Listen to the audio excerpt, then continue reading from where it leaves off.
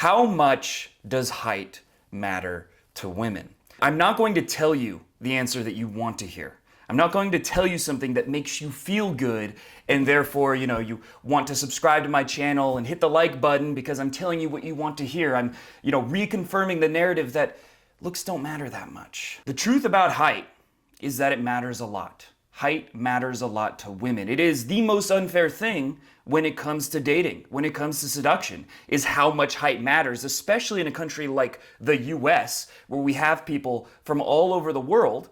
And so if you're from an Asian country, for example, you're most likely going to be shorter than average compared to the people who are not from there. That is completely unfair. It is totally unfair that you see Tinder profiles where the girl will say you must be this tall to ride, right? You have no control over it. You're not allowed to fat shame women and tell them, hey, I don't date fat chicks. That's offensive. But it's okay for women to say, I don't like short guys, that's gross. That's fine. It's fine to make fun of a guy in a movie for being short, like Lord Farquaad from Shrek. Forgive me, my lord, for I was just saying a short... farewell. In That 70s Show, there's a short guy, and they just keep making short jokes. You're short, you're short, you're short. And when you look at something like a woman being overweight in a TV show, are they going to make fun of that? No, they're not going to make fun of that because that's inappropriate. It is completely unfair how society judges short men, and I think it's kind of messed up. With that said, I have seen short people who are very successful with women. I have had a client that was 5'4", and he hooked up with 3 women in 1 week. And some of those women were, of course, taller than him. I've also known a guy who was 6'4", and he couldn't pull. Every girl he approached, he freaked them out. They got uncomfortable, and he would get rejected again and again and again. I've known multiple guys like that, guys who are 6'2", 6'3", 6'4". They get no results. I've also known guys who are shorter than average. I know a guy in Vegas who's about 5'6", maybe even 5'5", and I've seen him pull a threesome with 2 hot girls. I've seen him pull a number of women that are much more attractive than he is. He's also not the best looking guy by society standards, and he's short, but he gets pretty good results.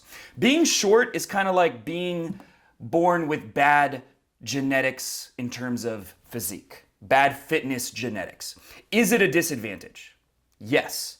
If you have genetics that do not allow you to get super muscular, well, then your peak is going to be lower than someone who's naturally has like bigger bones or a better overall physical structure. They're going to have more potential, and that is unfair.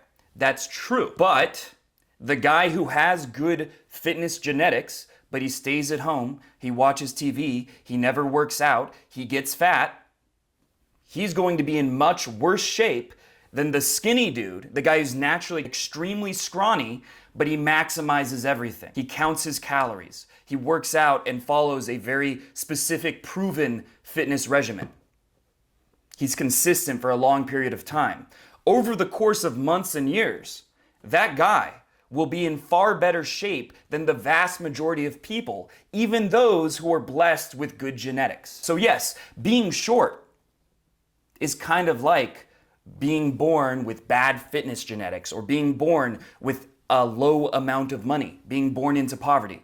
It's a disadvantage objectively, but it can be overcome. I've seen a number of examples of guys who are shorter than average, but they do very well. And it's true, a certain percentage of women will just dismiss you. I don't know the exact number, but if you're like 5'5", maybe as much as 40-50% of women, they're immediately dismissive. And that sucks. That's very unfair.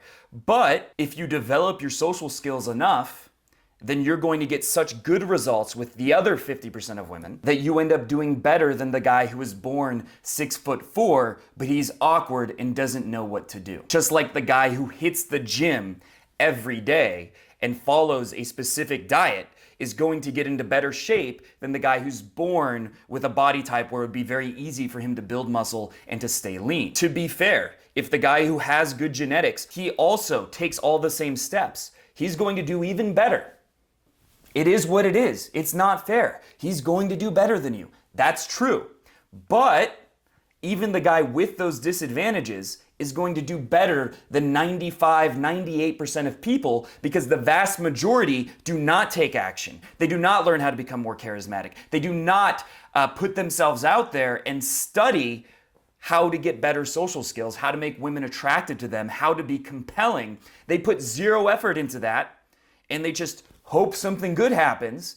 You're going to do better than all of those people. The only people who will do better than you are basically, it's the equivalent of professional athletes. Yeah, professional athletes, not only do they put in a lot of work, they also have great genetics. To play basketball, you pretty much have to be very tall. If you're someone who's shorter and is amazing at basketball, you've played 6 hours a day every day, you're not gonna be the top 0.00001% that makes it into the NBA.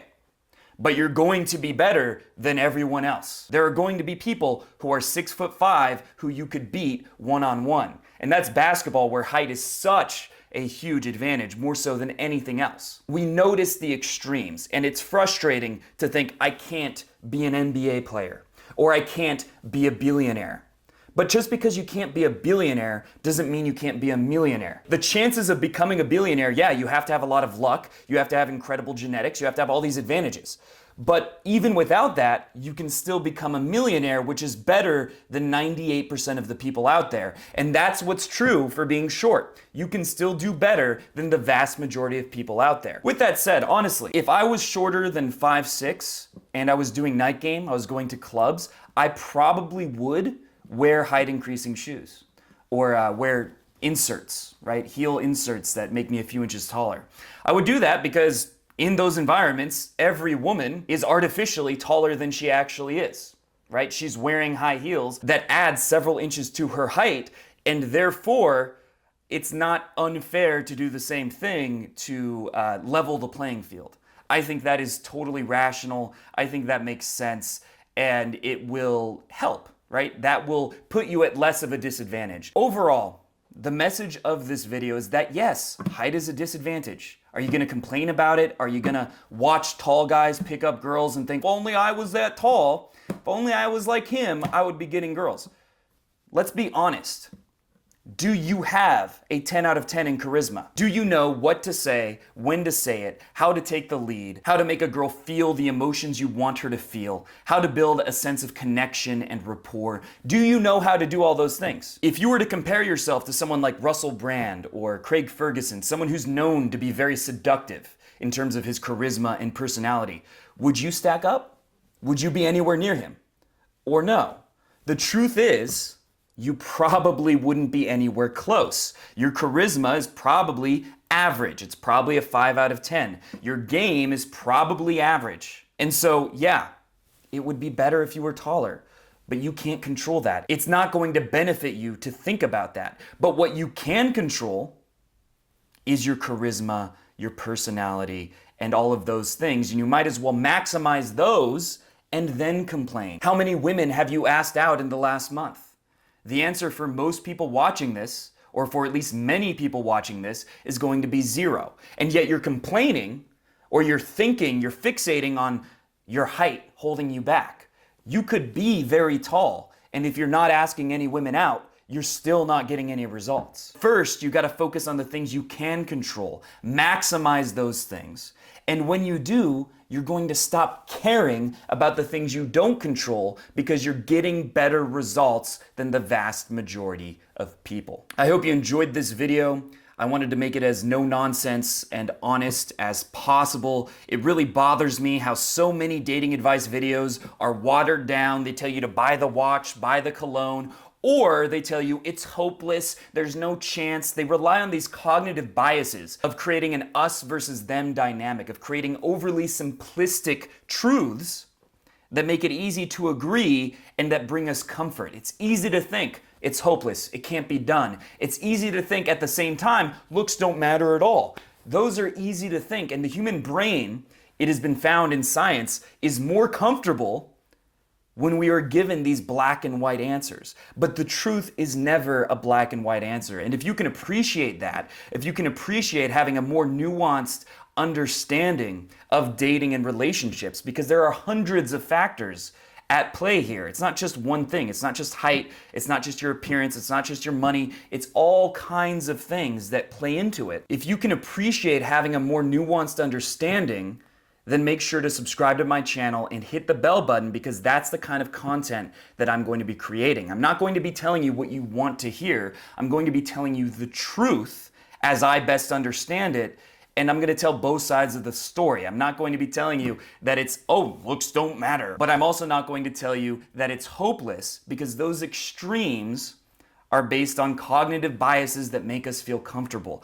I want to give you something that is actually helpful because it challenges you. If you want more than just information, more than just me talking to a camera, and you want to see what pickup looks like in the real world, what pulling a girl home, what it involves, how to do it, I have an infield course called God Mode that has 6 hidden camera infield videos of myself approaching women all the way to bringing them home. And I explain why I do what I do, why I say what I say, and why it works. So it's more than just information, it's actually showing you what pickup looks like rather than telling you about it. So if you want to learn more about that, make sure to click the link below.